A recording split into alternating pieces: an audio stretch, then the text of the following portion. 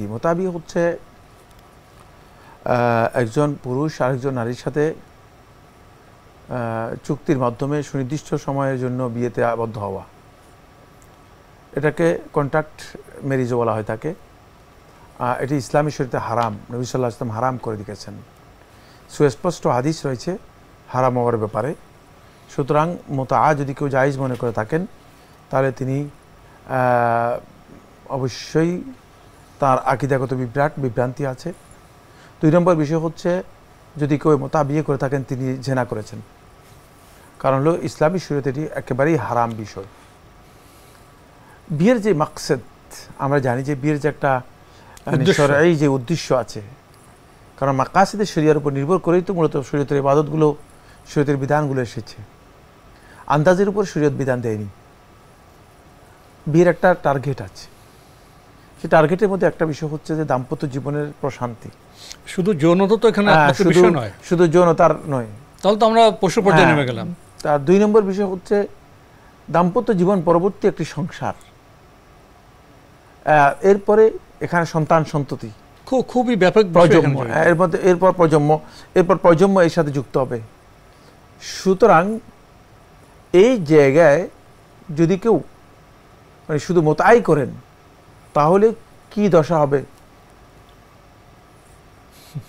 তাহলে তো শুধুমাত্র সেক্স নিবারণ করার জন্য, সেক্সুয়াল টেন্ডেন্সি এটাকে পূরণ করার জন্যই শুধুমাত্র বিবাহ হবে।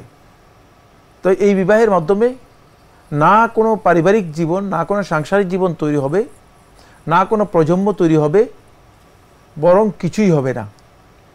ইসলামের যে টার্গেট রয়েছে দাম্পত্য জীবন এবং বিয়ে থেকে, সেই টার্গেটটা পুরোটাই ভেনিশ হয়ে যাবে। তাই এই কারণেই মূলত ইসলাম এই ধরনের বিয়েকে হারাম করেছে। এই ধরনের বিয়ে ইসলামে বৈধ নয়। যারা এই ধরনের বিয়ে করে থাকেন তারা মূলত নৈতিক দিক থেকে অদস্খলিত ও অবক্ষয়ের মধ্যে নিপতিত। 2 নম্বর হচ্ছে তারা প্রবৃত্তির গোলাম অথবা প্রবৃত্তির ভয়ঙ্কর অনুসারী। এই কারণে প্রবৃত্তির গোলামি করার জন্য তারা মনে করেন যে বিয়ে করলাম, কি জন্য? টেন্ডেন্সির জন্য। 2-3 দিন 4 দিন পরে এই বিয়ে শেষ। এটা মূলত ইসলাম নয়। ইসলামের এই সৌন্দর্যকে, যদি বিয়ের সৌন্দর্যটা আমরা বুঝি তাহলে বুঝতে হবে যে ইসলাম আসলে বিয়ের মধ্যে একটা সৌন্দর্য রেখেছেন যেটা এই মোতার মধ্যে নেই।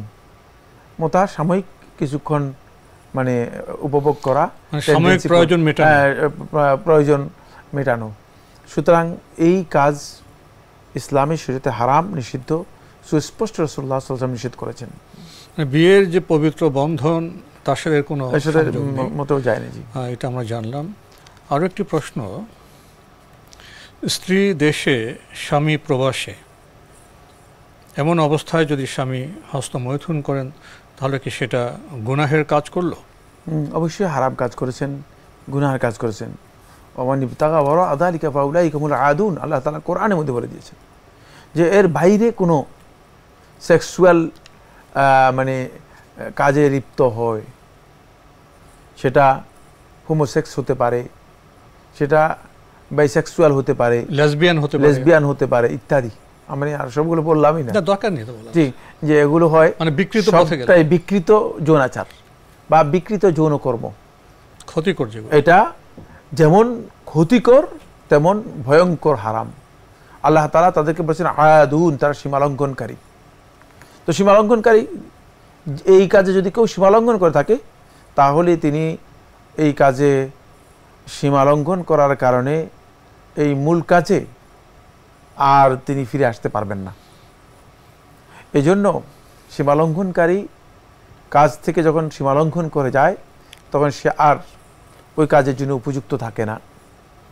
সীমালঙ্ঘনকারীদেরকে এটাই দেখেছি আমরা। ফলে দেখা যাচ্ছে পরবর্তী সময় তারা পারিবারিক জীবনে, দাম্পত্য জীবনে সুখী হয় না। দাম্পত্য জীবনটা তাদের ধ্বংস হয়ে যায়, অসুখী হয়ে যায়। অসুখী হয়ে যায়।